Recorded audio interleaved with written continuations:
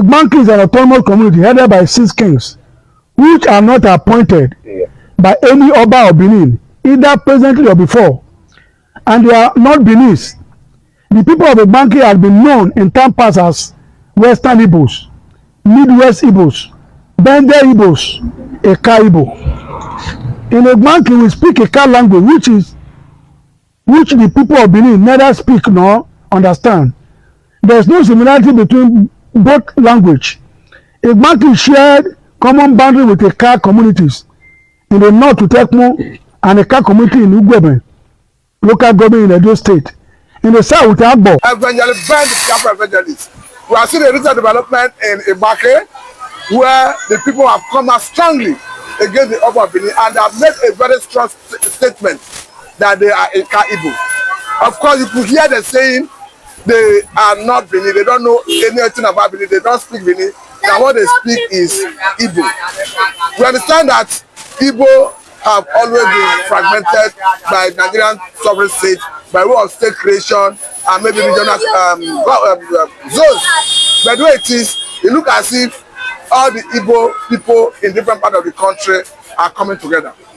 Yeah, good morning, good afternoon, good evening, wherever you're watching us from. I remember my humble self that Biafran evangelists that we always share my point of view in the access of the truth. You know, I always say something that indirect rules that the British came with, they introduced it to us not because of Nigeria, but because of the Eastern and particularly the Igbos.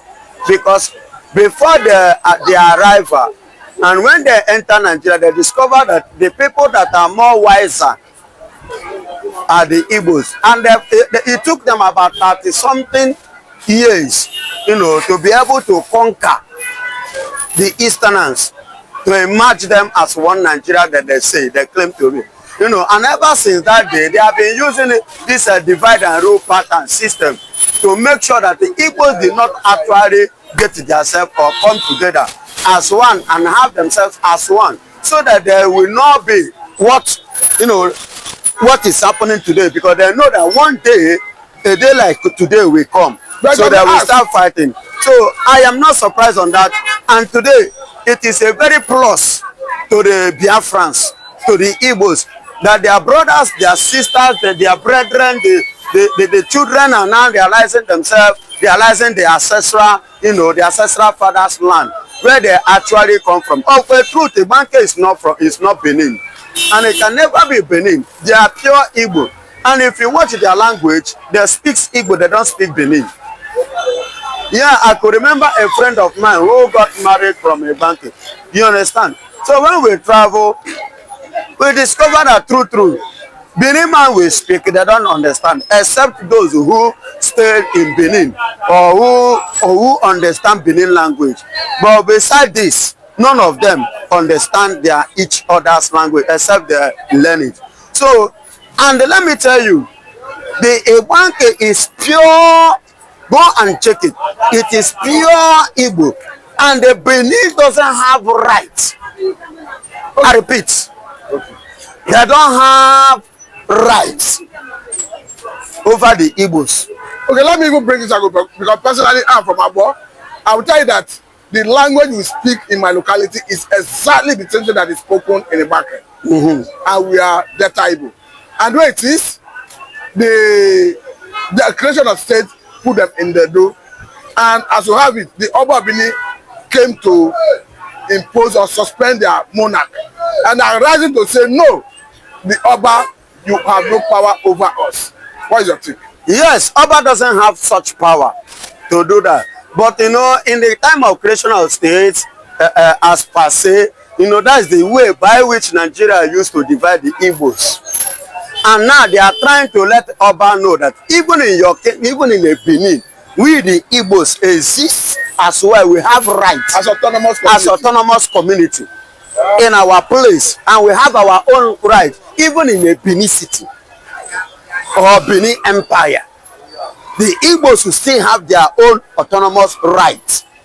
You understand me? And let me tell you, my brother, according to one or two things I was able to gather from some people, you know, from some, you know, a kind of history. Do you know that even the Benin, if actually they should go down to the deep, Do you know that here, almost half of Benin, or if I'm not mistaken, half of Benin, they are Igbos, they are Biafra. You don't know? Half of Benin is completely Biafra. So the Benin is where they are today as a result of that Igbo origin that partnered with them back in the years, according to the history. Do you know that the Igbo man have ruled, served in Oba Palace as an Oba? You don't know? You mean Igbo man? Igbo in the past serve as Oba of Benin. Oba of Benin. Go to Oba of Benin Empire, go and ask. Do the findings. Igbo man, pure typical Igbo man, rule as an Oba of Benin. So what does that imply? So that shows you that we have 75 influence in Oba, in Benin Kingdom. I say 65 to 75% influence, impact in the Oba King Empire. That's in Benin Empire rather. Do you understand? So it's not something that one person will just wake up today because of politics and use politics to suspend. Are you suspending under what?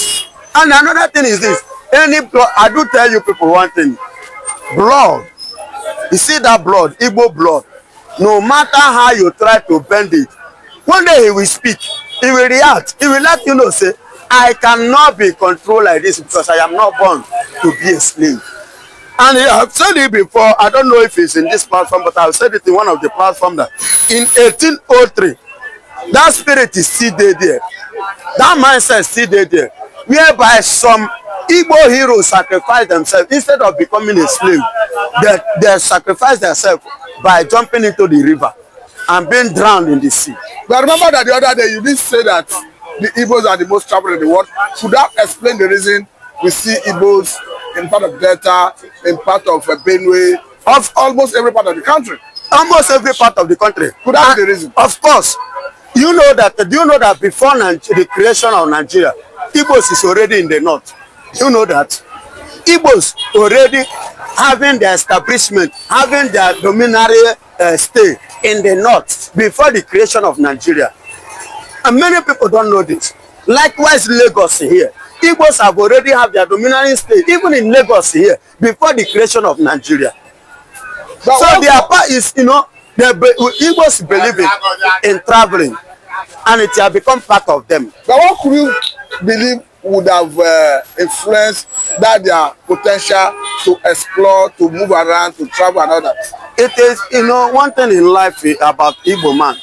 Igbo man are people that they believe in traveling, that traveling is part of their education. You understand? In their traveling, they travel to learn. And they travel as they learn, they accumulate and accommodate. And they will at the same time influence it. But let me even bring this angle because there's a news making the round, of course, on some media platform that Netanyahu and Trump are trying to synergize to ensure that they help actualize Biafra and a possible release of Colonial. We have seen a video of American military personnel of Igbo descent coming at credit to present Nnamdi case to Donald Trump. Of course, it is a normal thing, my brother. Freedom is not a sin, it's not a crime. But how does it come to you? It shows me that what I am standing for, what I am praying, asking for, protesting for, is coming. That is how it's supposed to be. And I've told you people here that Netanyahu Benjamin is my elder brother. I've told you. Are you not seeing it now? Are you not confirming what I have told you on this platform? Are you not confirming it? That is the spirit. The spirit is one and the spirit is flowing. So they are now rehearsing on how to do what to bring. And let me tell you this. The reason Nnamdi is not the problem. That is one thing that many Nigerians did not know. No, the angle of actualizing Biafra. Hold on, that is where I'm going. Nigerian free mass Nnamdi is not a problem. Our go. They don't have issue in doing that. Do you know where they have issue? It's Biafra. Because anything that makes mass Nnamdi to come outside, definitely you are free Biafra. Detaining mass Nnamdi is like, detaining Biafra.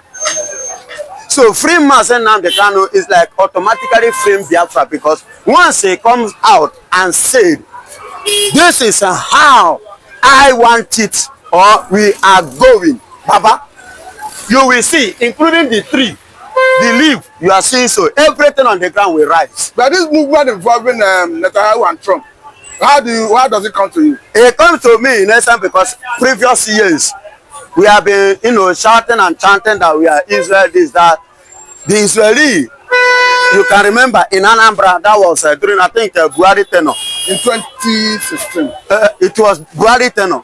So they visited Nigeria. Maybe to be precise. God bless you. In India, you understand? Yes. So they visited. As they visited, you know what? They went to as far as carrying the soil to test. And after the test in their library, they confirmed it that truly these people origin are the Jewish origin. That is when they now confounded of what we have been saying. And now, as I speak to you, remember when Netanyahu visited, for the first time visited Donald Trump, for a meeting like that.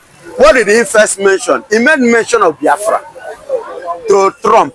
I mean Benjamin Netanyahu. Meaning he's now actually forgetting. He's not actually forgetting where he comes from, his brothers. Because from the news that made around the other time, if you go to Israeli website and you are looking for the lost tribe of Israel, the first thing you see is Biafra. Igbos. Igbo, do you know the meaning of Igbo? Igbo means ancient. Igbo means ancient. The oldest origin, both in Nigeria, both in Africa, both in the world, are the Igbos. Do you understand? So that is why when they open, they don't believe it before. They have to, based on what we have been saying, just as we are saying now, they have to go back to their own ancient paragraph and diagram, or in a geographical angle axis of it. They discovered that there is a lost tribe, and those lost tribes are the Jewish lost tribe, and those tribes are the Igbos. But do you think so? Do you think that someone like Susan Vine, of course, a former lobbyist of Nnamdi Kanu, who is now chief of staff to Donald Trump, would have played any pivotal role in this new development? Of course. She's a Jew. Do you understand? She's an Israeli. Go and check this thing. She's an Israeli. Definitely she's playing it. Is it because she's not talking?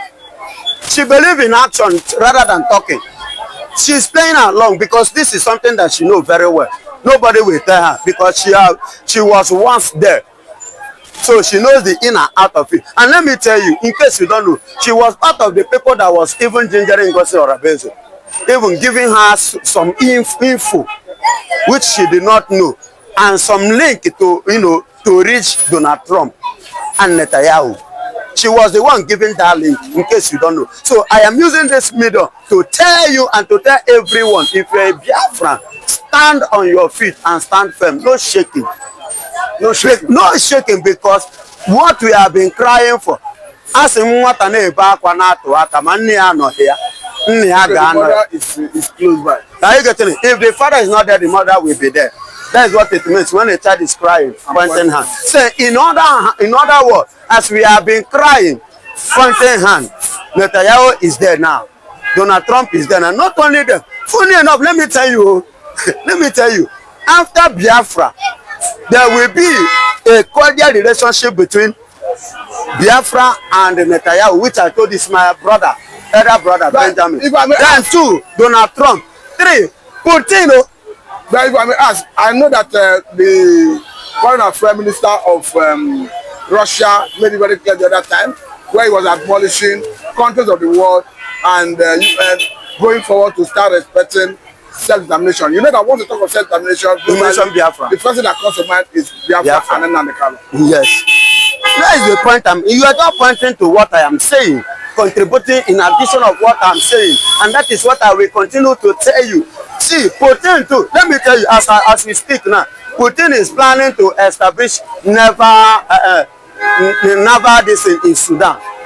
You know, he have that relationship now, cordially within Africans.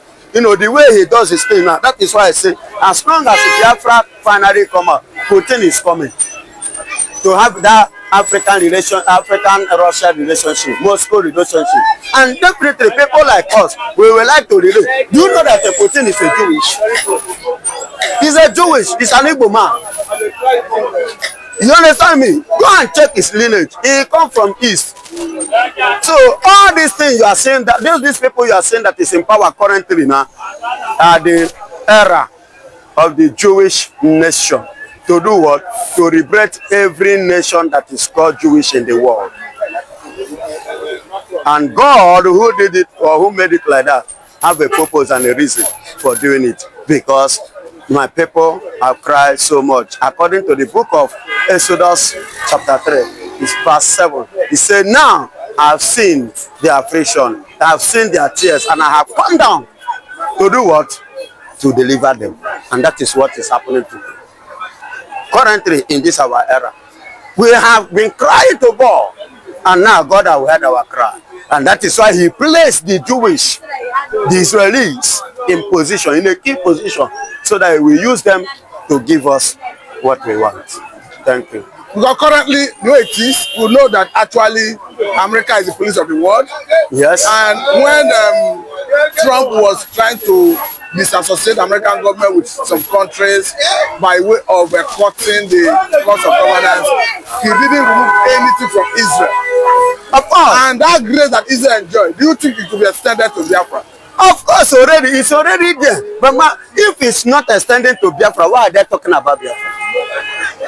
Even in the White House, why is it that Benjamin Netanyahu is telling Donald Trump about Biafra? For the first time he visited him for a meeting like this, the first thing he mentioned was Biafra.